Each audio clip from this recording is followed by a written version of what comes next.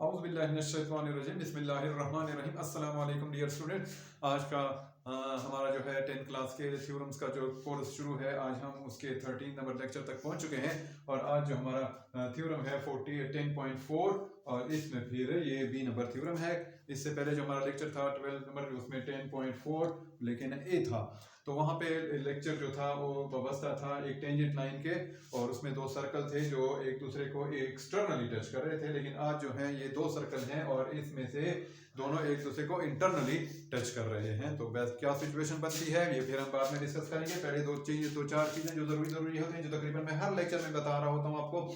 इस मकसद ये होता है कि ठीक है, इसमें हमारा लेक्चर तो लेंथी हो जाता है, लेकिन उसका मेन मकसद यही होता है कि जो हमारा लेक्चर पहली दफ़ा देख रहे हैं तो उनके लिए ये सहूलत हो कि उन्होंने पिछले लेक्चर नहीं देखे, तो उनके लिए फिर जो सारी इंपॉर्टेंट टर्म जो इस थ्योरम में इस्तेमाल होती हैं तो फिर मैं उनके लिए नए सिरे से एक्सप्लेन कर देता हूँ।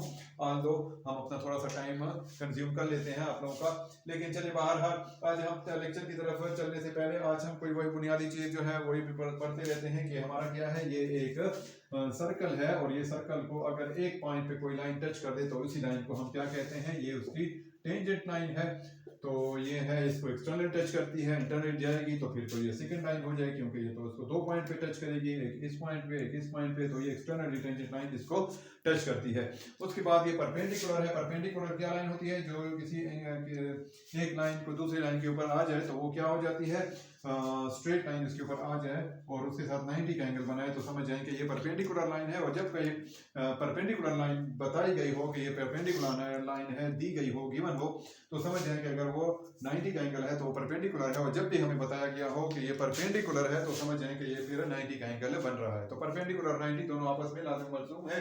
उसके बाद हमने एक थ्योरम पढ़ा था 10.2 और उसमें हमने बहुत ज़्यादा तफसील से सब कुछ बताया था, लेकिन उसमें ये सिचुएशन थी कि जब भी एक सर्कल हो और उसका कोई रेडियल सेगमेंट हो, और रेडियल सेगमेंट तो जो होता है वो हमेशा सर्कल के सेंटर से लेकर सर्कल के सरकमफ्रेंस के किसी भी पॉइंट तक का फासला हो सकता है। और जितने भी रेडियल सेगमेंट की लाइन जो होती है इनको रेडियल सेगमेंट कहते हैं। तो जितनी भी ये रेडियल सेगमेंट होते हैं सर्कल के अंदर तो वो सारे क्या होते हैं, उनकी लेंथ एक जितनी होती है। तो ये अगर ये रेडियल सेगमेंट है और ये बाहर टेंजेंट लाइन के साथ किसी पॉइंट ऑफ कांटेक्ट पे या पॉइंट ऑफ टेंजेंसी पे, यानी कि किसी पॉइंट के उन पे पर मिल रहा है, तो ये लाइन उस टेंजेंट लाइन की क्या होगी, परपेंडिकुलर होगी। और ये हम प्रूफ कर चुके हैं कि ये रेडियल सेगमेंट और ये टेंजेंट लाइन एक दूसरे के ऊपर हमेशा परपेंडिकुलर होती हैं। तो ये भी हाँ आज यूज करेंगे। इसके बाद हम ये 8 यूनिट से हम ये यूज कर रहे हैं एडिशन ऑफ सेगमेंट पोस्टुलेट। ये क्या चीज होती है कि जब हमें एक लाइन दी गई हो और उसमें मुख्तलिफ पॉइंट्स हों, जैसे फॉर एग्जांपल ये इसके ऊपर 3 पॉइंट्स हैं तो ये इसके अलग अलग सेगमेंट हैं। ये इसका ए बी सेगमेंट है, ये इसका बी सी सेगमेंट है। तो जब ये ए बी सेगमेंट और बी सी सेगमेंट आपस में मिल जाते हैं यानी कि प्लस हो जाते हैं, तो उससे क्या बन जाती है, एक बड़ा लाइन ए सी बन जाती है।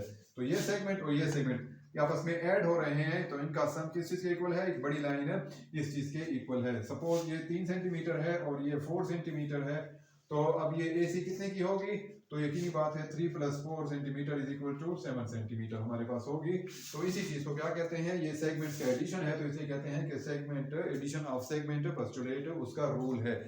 तो आज हम अपने थ्योरम की तरफ चल रहे हैं जो कि फिर एक टेंजेंट लाइन और सर्कल से वाबस्ता है, तो उसको समझने की करने की कोशिश करते हैं। पहले से मैंने डायग्राम और फिगर वगैरह मैंने पहले से ड्रॉ की हुई है ताकि हमारा आपका टाइम ज़्यादा वेस्ट ना हो।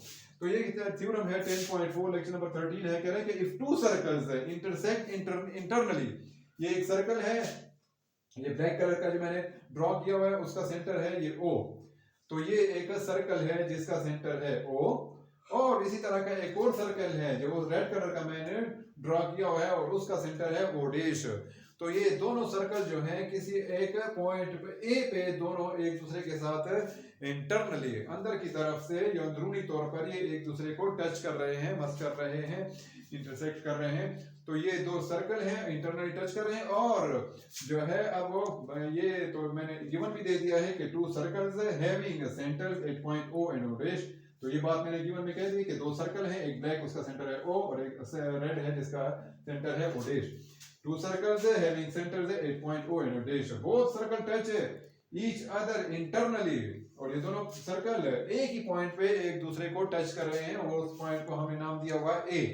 तो ये मैंने गिवन में लिख दिया है कि वो टू सर्कल्स इंटरसेक्ट इंटरनली, तो यहां तक मैंने लिख लिया है। उसके बाद यहाँ पे क्या है, इसी सर्कल का हमने एक रेडियल सेगमेंट लिया दोनों सर्कल्स का, तो ये अंदरूनी सर्कल जो है रेड कलर का, इसका मैंने रेडियल सेगमेंट ये लिया है, इसका सेंटर चूंकि ओडेश है, तो ये ओडेश ए जो है इसका ये क्या हो जाएगा, ये इसका रेडियल सेगमेंट है। इसी तरह ये बड़ा सर्कल जो है ये ब्लैक कलर का है, इसका सेंटर ओ है, और इसका भी मैंने ओ के साथ ए को मिला के रेडियल सेगमेंट लिया हुआ है जिसका नाम है ओ ए। तो ये हमने बात हम इधर भी लिख ली है कि O A and O dash A are the radii of both circles. तो ये ओ ए ये वाला और यहां तक ये, और ये सिर्फ ओडेश ए जो छोटे सर्कल का रेडियल सेगमेंट है, ये दोनों रेडियल सेगमेंट हैं इस दोनों सर्कल्स के। तो ये हमें गिवन था। अब हम आगे बढ़ते हैं, the distance between their centres. अब इन दोनों सेंटर्स के बीच में जो डिस्टेंस है, ये फासला, ये लेंथ जो भी है, ये एक है ओ और ये है ओडेश। एक रेड सर्कल का कौन सा सेंटर है, ओडेश, और ये बड़े सर्कल का क्या है, ये ब्लैक है।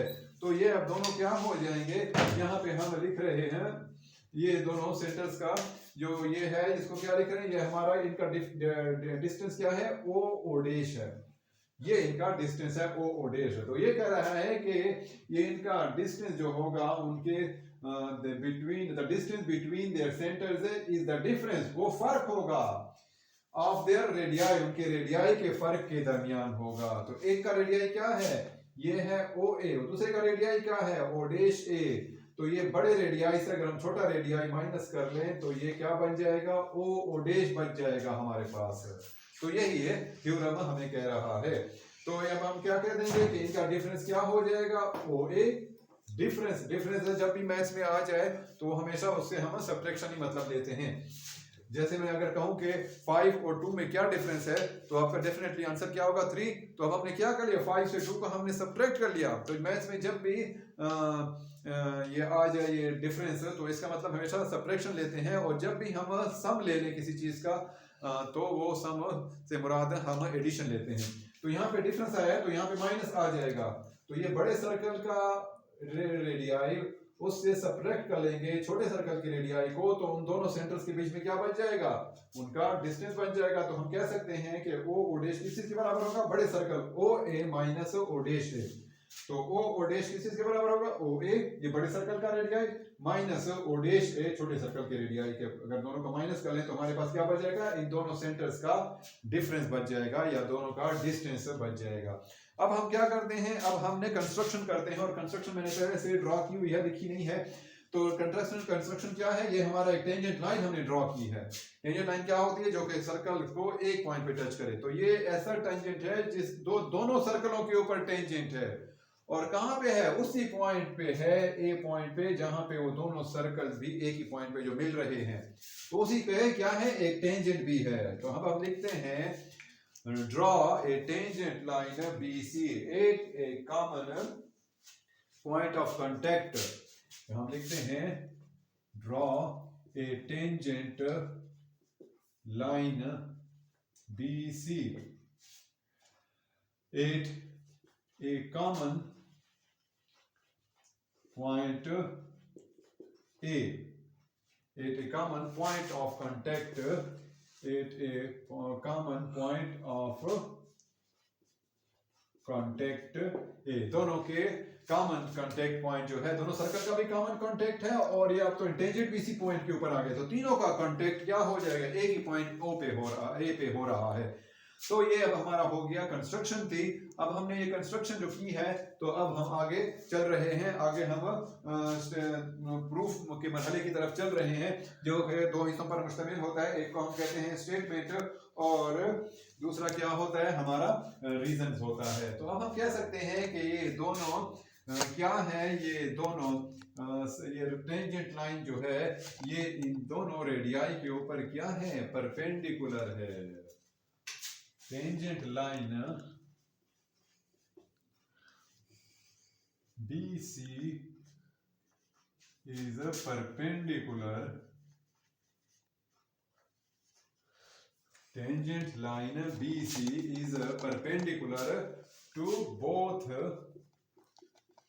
radii। कौन कौन से रेडियाई हैं, OA एंड O'A। ये टेंजेंट लाइन है, एक परपेंडिकुलर है दोनों रेडियाई के ऊपर, परपेंडिकुलर है at a common point of contact A, at a common point of contact A के ऊपर। वो क्या है? परपेंडिकुलर। ये हमने 10.2 थ्योरम कहा था कि जब भी एक टेंजेंट लाइन होगी और वो रेडियल सेगमेंट के साथ एक कॉमन पॉइंट पर मिलेगी तो ऑलवेज क्या होगी? परपेंडिकुलर होगी। ये हम प्रूफ कर चुके हैं। और जब भी अब हमें जरूरत पड़ेगी तो हम इसको क्या कर सकते हैं? अब हम इसको हमेशा के लिए यूज कर सकते हैं, क्योंकि एक चीज अगर एक दफा मैथ्स में प्रूफ हो जाए तो फिर आगे उसको हम जरूरत पड़ने पर उसको हम कभी भी उसको हम यूज कर सकते हैं। तो क्या कह सकते हैं कि tangent to the circle and radial segment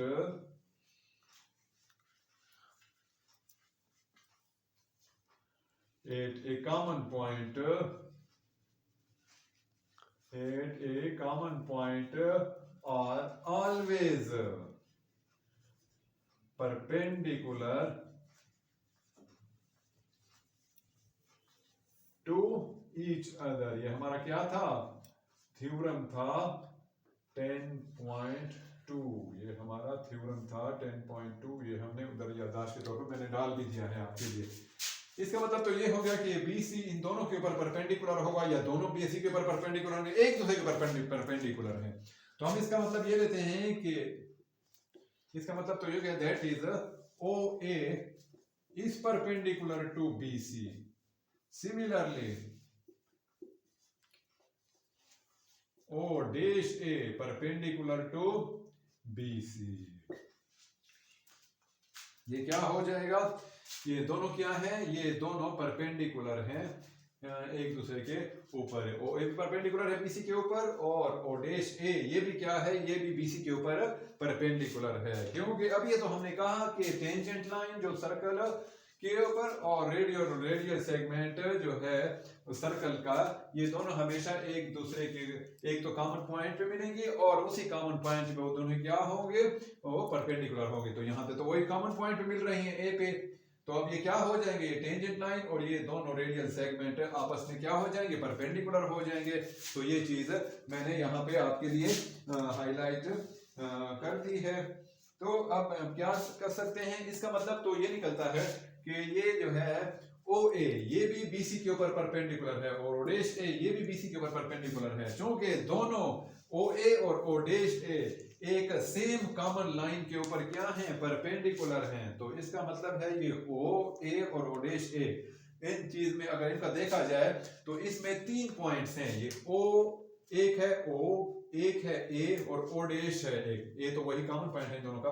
तो ये क्या हो जाएगा? एक O है, एक A है और एक O dash। ये क्या हो जाएंगे? तीनों आपस में क्या है? एक ही चीज के ऊपर परपेंडिकुलर आ रहे हैं। तो इसका मतलब हो गया कि ये O A और O dash ये तीनों क्या हो जाएंगे? कोलिनियर पॉइंट्स हो जाएंगे। ये कि स्ट्रेट लाइन के ऊपर होंगे। It means all the points that is O A and O dash will make a straight line। वो क्या बनाएंगे? एक स्ट्रेट लाइन बना रहे होंगे। एंड कोलिनियर पॉइंट्स, और वो क्या होंगे? स्ट्रेट लाइन पे पॉइंट्स हो तो वो क्या होते हैं? उनको कोलिनियर पॉइंट्स कहते हैं। इसका हम रीजन क्या लिखते हैं कि ये दोनों जो हैं OA and O dash A क्या है? ये दोनों एक ही लाइन के ऊपर परपेंडिकुलर हैं। एक ही लाइन के ऊपर परपेंडिकुलर तो मतलब ये कि दोनों एक दूसरे के ऊपर पड़े हैं ना। ये O A और O dash A तभी परपेंडिकुलर हों जब वो एक ही लाइन के ऊपर पड़े होंगे। O A and O dash A perpendicular to same line, वो एक ही सेम लाइन के परपेंडिकुलर हैं। जो कि कौन सी है? सेम लाइन बी सी के ऊपर क्या है, परपेंडिकुलर है। तो इसका मतलब है कि ये ओ, ए और ओ डैश ये तीनों क्या हैं, एक ही स्ट्रेट लाइन बनाएंगे और कोलिनियर पॉइंट्स बनाएंगे। तो इसका मतलब तो ये हो गया। अब ये तो स्ट्रेट लाइन हो गई, तो हमने पिछले थ्योरम में पढ़ा कि जब भी स्ट्रेट लाइन होगी तो ये क्या हो जाएगी, एक स्ट्रेट लाइन है, और एक स्ट्रेट लाइन के ऊपर कौन कौन से पॉइंट हैं, ये ओ है, ओ डैश है और एक ए है, ये तीन पॉइंट हैं। तो ये अब ये इसका एक सेगमेंट है और ये ओ डैश ए, ये ओ डैश ओ डैश और ओ डैश ए, ये क्या है, इसके एक सेगमेंट्स हैं। तो इन दोनों सेगमेंट्स को हम ऐड करें, अगर इनको मैं कर रहा हूं O dash plus O dash A, ये दोनों को हम अगर ऐड करें तो उससे क्या बनता है, उसका एक बड़ी लाइन बनती है जिसका क्या नाम है, ओ ए। और इसी को हम क्या कहते हैं, एडिशन ऑफ सेगमेंट पोस्टुलेट। ये तो दो सेगमेंट जमा हुए और एक बड़ी लाइन उन्होंने बनाई है, इसे कहते हैं एडिशन ऑफ